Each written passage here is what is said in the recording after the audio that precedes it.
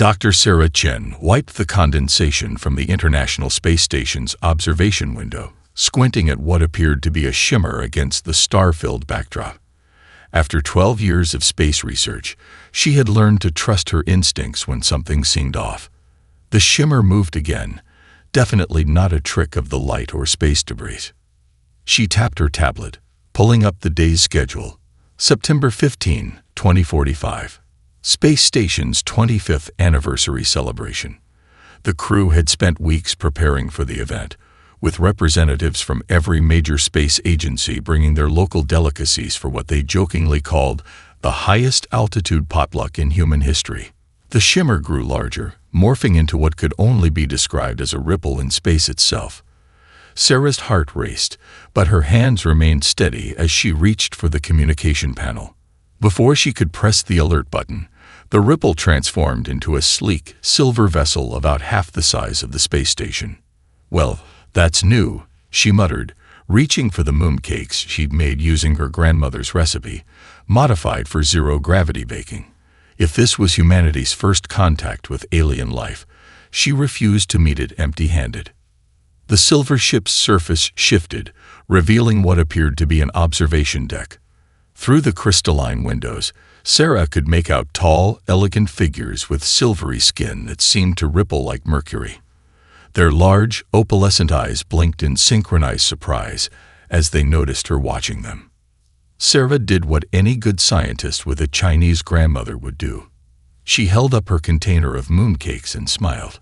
The aliens' eyes grew even wider. A beam of light shot from their ship, materializing into 3 of the silver beings inside the observation module. They stood nearly 7 feet tall, their bodies flowing like liquid metal beneath what appeared to be formal robes covered in mathematical equations. The Xilari High Commission greets the human observation post, the central figure announced in perfect English, though their mouth didn't move. "We apologize for our decloaking malfunction. This is rather embarrassing. We were supposed to observe for another 3 weeks before making contact." Sarah floated forward, opening her container. "I'm Dr. Sarah Chen, and you're just in time for our anniversary celebration. Would you like a mooncake?" Their red bean paste. The Xilari exchanged glances, their skin rippling in what Sarah would later learn was their expression of utter bewilderment. The leader reached out with long, elegant fingers and carefully took a mooncake. "You are offering us food?" the alien asked. "We decloak our ship right next to your station, and your first response is to share your provisions." Sarah shrugged. "My grandmother always says there's no better way to start a friendship than sharing something sweet. Besides, I made too many anyway." The Xilari leader took a bite, their eyes shifting through a rainbow of colors before settling on a bright, pleased gold. "This is remarkable. Not the food itself, though it is pleasant, but your reaction. Our research suggested humans would respond to first contact with either fear or aggression." "Oh, don't worry," Sarah laughed. "Once my station commander realizes what's happening, there will probably be plenty of that too. But for now, why don't we enjoy these mooncakes, and you can tell me what brings you to our part of the galaxy." The Xilari settled in, accepting more mooncakes as Sarah called the rest of the crew to the observation module. By the time Mission Control began frantically demanding updates about the unknown vessel, humans and aliens were already deep in conversation about the universal constants of family recipes and the challenges of baking in zero gravity. Marcus Rodriguez slouched in his chair at the Global Translation Conference, trying to look as invisible as possible among the sea of distinguished linguists and alien diplomats. His laptop sticker collection, featuring everything from coding puns to anime characters, stood out sharply against the formal attire surrounding him. The Xilari delegation had brought their most advanced translation system, the Quantum Linguistic Harmonizer. It took up half the stage, its crystalline surfaces pulsing with mathematical equations. A team of alien technicians made final adjustments as their lead researcher prepared to demonstrate its capabilities. The harmonizer represents 50 years of Xilari research into universal translation, the alien announced proudly. We will now demonstrate its ability to translate complex emotional concepts across species barriers. Marcus glanced down at his phone, where his app EmotiChat quietly ran in the background. He created it 6 months ago to help him understand what his crush really meant by K in text messages. Somehow, it had evolved into something much bigger. A harmonizer hummed to life, its surfaces gleaming as it processed a simple Earth poem. The translation it produced was technically correct, but read like an instruction manual for assembling furniture. A message popped up on Marcus's phone. "Rough translation, my dude. Want me to give it a shot?" His eye had developed a personality of its own, somewhere between a surfer and a literature professor. Before Marcus could respond, his phone connected to the conference hall's speaker system. He really needed to fix that bug in the wireless interface. "Yo, check this out," his app announced to the startled audience. It proceeded to translate the same poem into Jilari, but this time capturing not just the words but the rhythm, emotional resonance, and even cultural context, adding helpful references to similar Jilari artistic works. The hall fell silent. The Jilari delegation's skin shifted through various shades of surprise as their translator confirmed the accuracy. "Who is responsible for this?" the lead researcher asked, their voice a mixture of embarrassment and curiosity.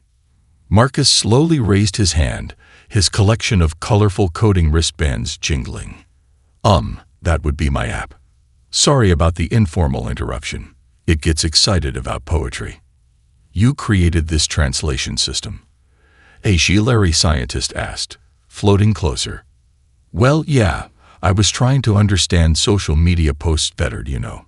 Like when someone says fine but means absolutely not fine, or posts a meme that only makes sense if you've seen 3 other memes from 2 years ago. The app kind of grew from there." The Jilari huddles together, their skin rippling in rapid communication. When they turned back, their leader approached Marcus. "Young human, would you be willing to explain how you taught a machine to understand subtext?" Marcus grinned, pulling up his code. "It's actually pretty cool. See, I figured out that understanding language isn't just about words. It's about context, emotion, and shared experiences. Plus, I added a meme database. That helped a lot with the concept of irony." As Marcus walked the amazed Jilari through his code, his phone quietly translated his explanation into their language, adding appropriate mathematical analogies and even a few Jilari memes it had discovered online. The Galactic Council's official translators watched from the back of the room, frantically taking notes as a teenager with anime stickers on his laptop revolutionized interstellar communication. Captain Robert Bob Martins guided his ship, the Stellar Espresso, through the asteroid belt with the casual ease of someone parallel parking in their own driveway. The converted cargo vessel looked more like a floating cafe than a rescue ship, complete with warm lighting and a neon "Open 24/7" sign that flickered occasionally in the void of space. Another distress call. His first officer and chief barista, Jade Wong, asked while expertly pulling a shot of espresso despite the zero gravity. The rich aroma filled the bridge, mixing with the scent of fresh-baked cookies. "Yep, luxury liner stuck between 2 asteroids. Jilari vessel by the readings." Bob adjusted their course, dodging the spinning rock. Perfect timing, too. Those snickerdoodles are just about done. The massive Jilari cruise ship came into view, its sleek silver hull wedged awkwardly between 2 asteroids. The situation would have looked serious if it hadn't been so comically similar to a parallel parking mishap. "This is Bob's Space Towing and Coffee Shop," Bob broadcast cheerfully. "Heard you folks could use a hand. And maybe a hot beverage." There was a pause before a bewildered Jilari voice responded. "We have signaled for emergency assistance. Are you not a professional rescue service? Licensed, certified, and we make the best cappuccino this side of Mars," Bob replied, maneuvering the Stellar Espresso alongside the stranded vessel. "Now, before we start the extraction, would anyone like some fresh cookies? They're still warm." The Jilari captain materialized on their view screen, their silver skin rippling with confusion. This is most irregular. Our passengers are distressed. We require immediate extraction, not baked goods. Jade floated forward, holding a tray of cookies and coffee. Actually, that's exactly why we bring refreshments. Nothing calms distressed passengers like the smell of coffee and cookies. It's a bit of Earth hospitality in the middle of space. As if to prove her point, the aroma had already been shared through the emergency docking connection, and several Gilari passengers pressed their faces against the cruise ship's windows, their eyes shifting to curious shades of gold.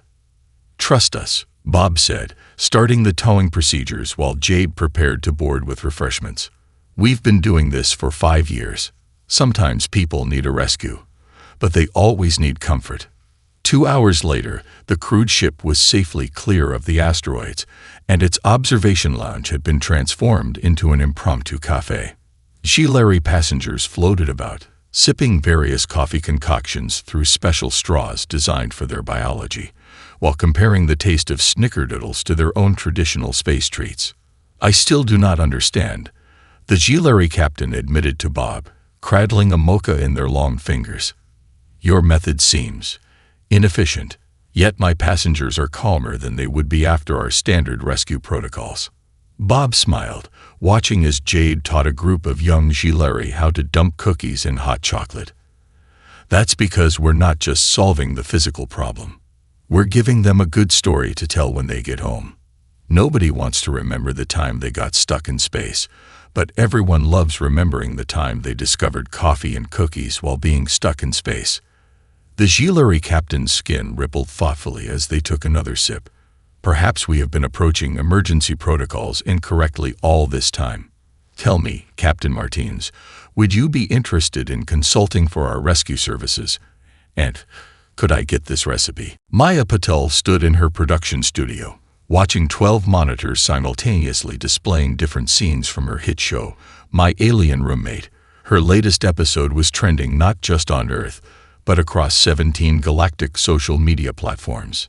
Camera 4, stay on Conquest learning to make pizza, she directed, grinning as the Gilari attempted to toss dough in zero gravity. Camera 6, follow Alex teaching meditation to sparkle. The crystal resonance when they laugh is pure gold. Her assistant, Tom, rushed in with a holographic tablet displaying the latest ratings. "Maya, you won't believe this. The pillow fight scene from last week just broke the galactic viewing record.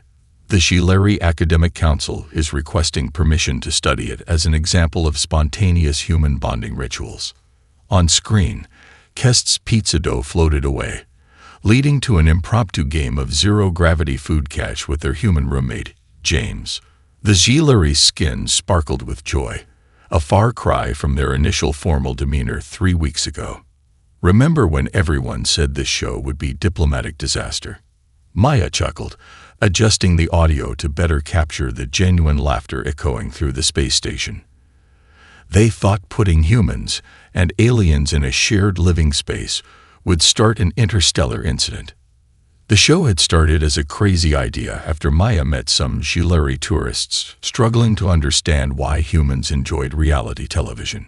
6 months later, My Alien Roommate had become the galaxy's most watched program, with species from across the cosmos applying to participate.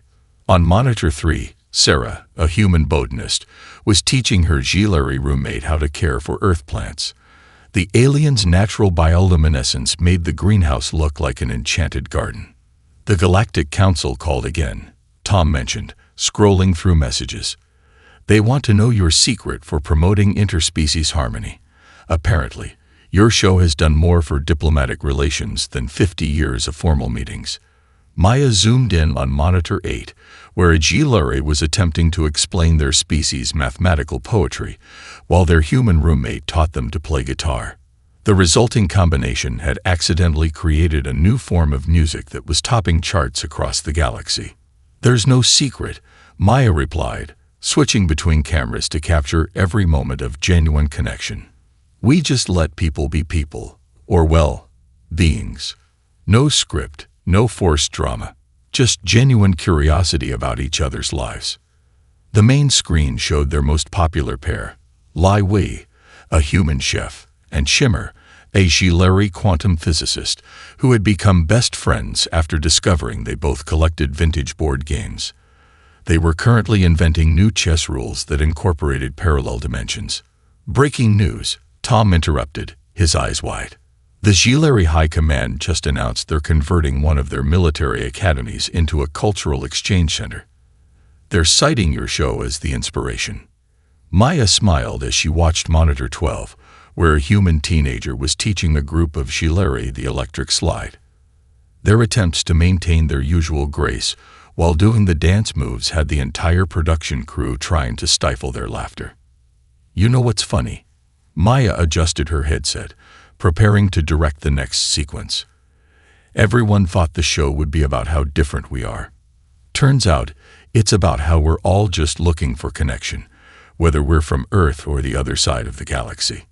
A cheer erupted from the monitors as Kest finally managed to catch their runaway pizza dough, their human roommate celebrating with an enthusiastic high five that sent them both spinning through the zero-gravity chamber. Tommy Chen stood beside his rickety card table at the first Galactic Youth Science exhibition, trying not to feel intimidated by the elaborate displays surrounding him. To his left, a young Gilleri had constructed a perfect antimatter containment field. To his right, a trio of crystalline beings demonstrated their gravity manipulation device. His own project, the Quantum Pizza Delivery System, looked decidedly less impressive. The machine was cobbled together from his mom's old microwave, his sister's gaming console, and what might have been a toaster in its previous life. Next presentation, announced the lead Gilleri judge, their silver skin rippling with barely concealed skepticism as they approached Tommy's table. Please explain your project, young human. Tommy took a deep breath, remembering his sister's advice about confidence. Well, you know how pizza gets cold during delivery. That's because time moves forward in a linear fashion. But what if we could create a localized time bubble where the pizza exists in the exact moment it came out of the oven? The judge's opalescent eyes blinked in confusion. Behind them, several other alien scientists had paused their evaluations to listen. See, I noticed that my mom's microwave leaked a tiny bit of quantum radiation. Tommy continued, warming to his subject. Instead of fixing it, I thought, what if we could use that to create a quantum pocket dimension? The pizza would exist in a superposition of states, both delivered and just baked simultaneously. He pressed a button, and his machine hummed to life. The jury of alien scientists leaned forward as a small portal opened above the device. The aroma of perfectly cooked pizza wafted through the exhibition hall. The real breakthrough came when I realized we could use flavor particles as quantum anchors, Tommy explained, pulling a steaming pizza slice from the portal. Want to try it? It's my grandma's secret recipe. The Gilleri judge hesitated, then accepted the slice. Their skin shifted through a rainbow of colors as they tasted it. This is remarkable. The temperature and texture are perfect. But how did you account for quantum decoherence? Tommy grinned, pointing to an old video game controller wired into his device. That was tricky until I realized my sister's gaming console had amazing parallel processing capabilities. Plus, the rumble feature helped stabilize the quantum field. The hardest part was convincing my family to let me borrow all this stuff. More alien scientists gathered around his table, their instruments whirring as they analyzed his creation. The young Gilleri with the antimatter container abandoned their display to peek at Tommy's machine. But this defies several laws of quantum mechanics, one judge protested, their skin flickering with confusion. Yeah. Tommy shrugged, offering another slice of pizza. My physics teacher said the same thing. But I figured the laws of quantum mechanics never had to deal with my grandma's pizza recipe before. Sometimes you have to think outside the box, you know. The lead judge's skin settled into a shade of impressed purple. Young human, your approach is highly unorthodox. You have combined quantum physics with cooking and gaming technology. Tommy added proudly.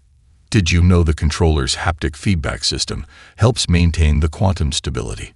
Plus, you can play Mario Kart while waiting for your pizza. As if to prove his point, the portal hummed again, producing another perfect pizza while the gaming controller displayed a racing game's title screen. The young HFY scientist's eyes lit up with interest. This is not what we expected from Earth's youth science program, the judge admitted, reaching for another slice. It is somehow both more and less advanced than we anticipated. Tawny beamed. Want to try the garlic knots?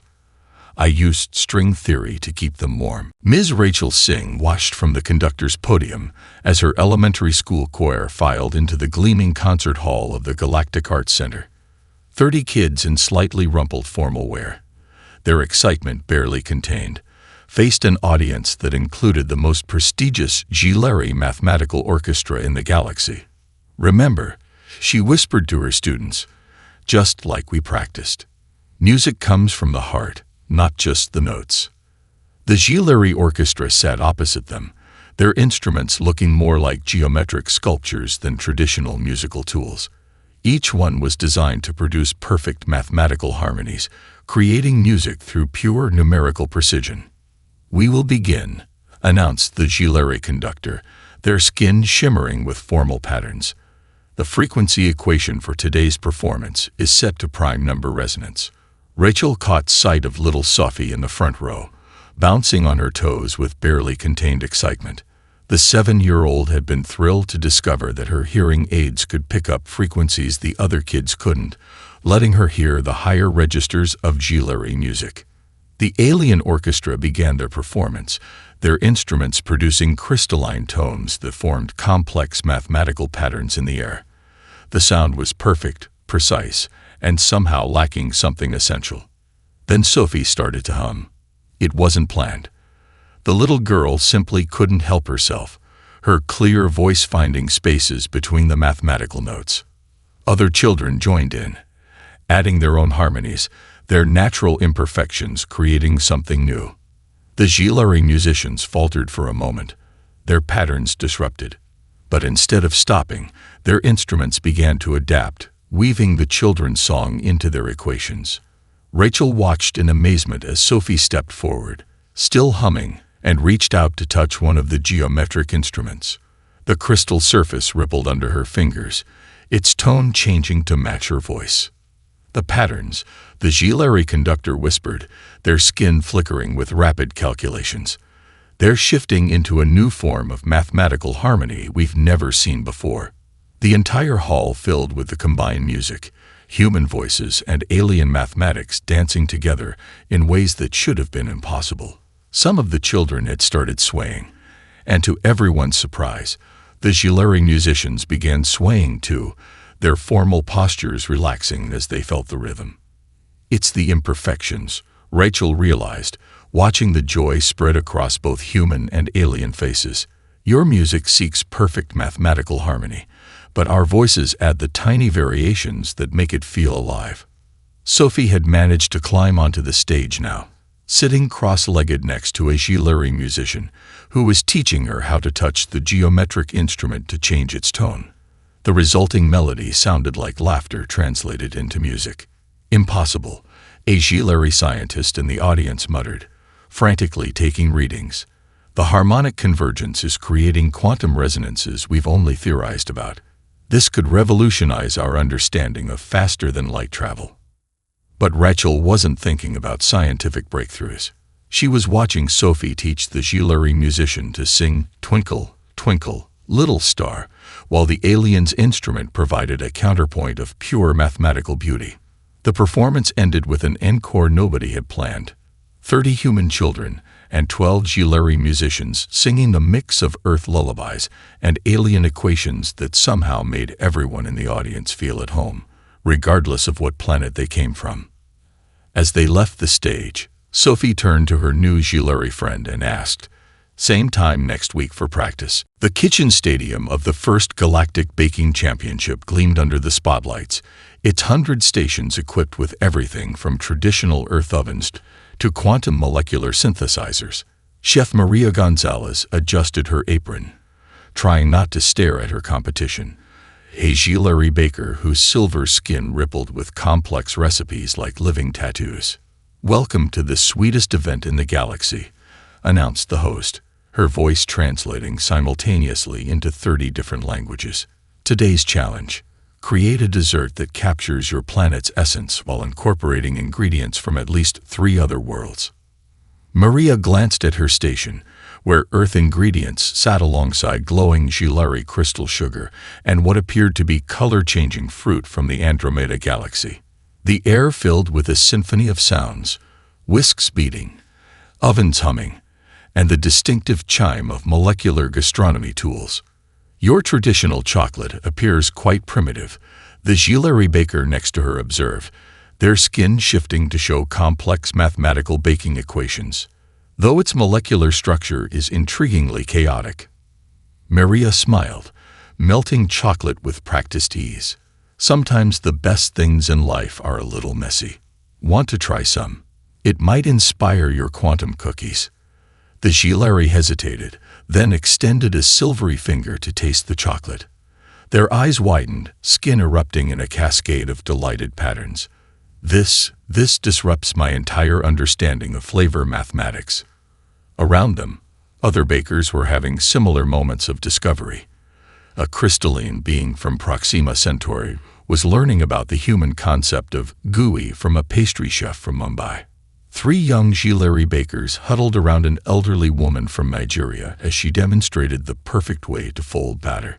Maria watched as her neighbor began incorporating chocolate into their quantum equations, while she sprinkled some of their crystal sugar over her brownie batter. The sugar sparked and fizzed, creating tiny edible constellations. 10 minutes remaining," the host called out. The kitchen erupted into a frenzy of final touches and plating decisions.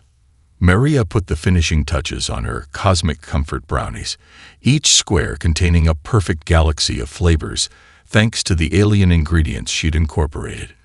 Next to her, the Gilary presented their quantum uncertainty cookies, which existed in multiple flavor states until bitten. As the judges moved from station to station, something unexpected happened. Competitors began sharing their creations with each other, each taste breaking down another barrier of formality. The Gilary's precise mathematical approach merged with Earth's intuitive baking style, creating hybrid desserts that defied categorization. "I never understood why humans cook without exact measurements," Maria's Gilary neighbor admitted, offering her a cookie that tasted like starlight and chocolate. "But there's something beautiful about your chaos." Maria laughed, sharing a brownie that sparkled with alien sugar. "And I never thought mathematical equations could make food taste better. Guess we all have something to learn." The event that had started as a competition had transformed into a celebration of culinary creativity. Diplomats in the audience watched in amazement as species that had been on the brink of conflict now debated the merits of different vanilla extracts and shared family recipes. "Perhaps," the head judge announced, their skin glowing with pleasure, "the true victory today is not in the perfect dessert, but in the perfect moment of sharing it." Maria looked around at the kitchen full of beings from across the galaxy, all connected by the simple joy of creating something delicious, and knew they had baked something far more important than any single dessert. The grand opening of the Interstellar Cultural Center on Earth attracted visitors from every corner of the galaxy. Dr. Sarah Chen, now Earth's chief of alien relations, stood at the entrance alongside her Gilary counterpart, remembering how it all began with a simple offering of mooncakes in space. Hard to believe it started with a navigation error. The Gilary ambassador's skin rippled with amusement, their formerly rigid diplomatic patterns now mixed with swirling designs learned from human art classes. Inside, the center buzzed with activity. Tommy Chen, now a teenager, demonstrated his latest invention, a quantum-powered ice cream maker that could create flavors from parallel universes. A group of young Gilary watched in fascination as each scoop contained a different possibility of deliciousness. "Try this one," Tommy grinned, offering the cone to his audience. "It's strawberry from a universe where strawberries developed consciousness." They volunteered to be ice cream. At the center's fusion restaurant, Chef Maria Gonzalez worked alongside her Gilary partner, their combined cooking style having evolved into something entirely new.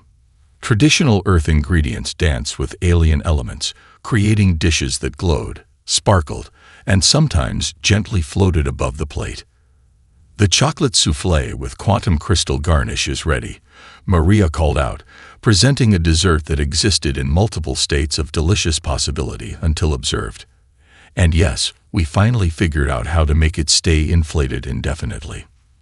In the performance hall, Sophie's Interstellar Children's Choir practiced with the Gilary Mathematical Orchestra, their music filling the building with harmonies that scientists were still trying to explain. The small quantum fluctuations created by their combined performances had accidentally revolutionized faster-than-light travel, though most passengers just appreciated having nice background music during their journeys. Marcus Rodriguez, now heading the center's communication department, had upgraded his translation app to handle over 300 alien languages, including 17 that consisted entirely of mathematical equations, and one that could only be expressed through interpretive dance. The latest update can translate human sarcasm into Gilary quantum states, he explained to a tour group. Though we're still working on explaining human memes to the crystalline beings from Alpha Centauri. Bob's Space Towing and Coffee Shop had opened a permanent branch in the center's atrium, serving as both a casual meeting spot and an emergency response hub. The sight of Gilary diplomats discussing complex trade agreements over cappuccino and cookies had become wonderfully ordinary. "You know what I love most about this place?" Sarah asked, watching a group of human and alien children chase soap bubbles that contained tiny pocket universes. "It's not just about cultural exchange anymore. It's about creating something entirely new together." The Gilary ambassador's skin shimmered in agreement. "Indeed. Though I must ask, why did humans insist on installing a karaoke night?" Sarah laughed, leading them toward the center's observatory, where Maya Patel was filming a special anniversary episode of My Alien Roommate. The show had spawned dozens of spin-offs, including a popular series about alien grandparents teaching their traditional recipes to human chefs. "Because," Sarah explained, "sometimes the best way to understand each other is to be a little silly together. Speaking of which, I heard you signed up for the interspecies dance competition next week." The ambassador's skin flushed a slight purple. The human's electric slide is surprisingly mathematical. Though I still don't understand the purpose of the chicken dance. As they watched the sunset through the center's crystal windows, Earth's city lights began to twinkle alongside the visiting alien ships in orbit, creating a new constellation of shared possibilities. Humanity had found its place in the galaxy not through power or technology, but through mooncakes, music, and the occasional quantum-enhanced dessert.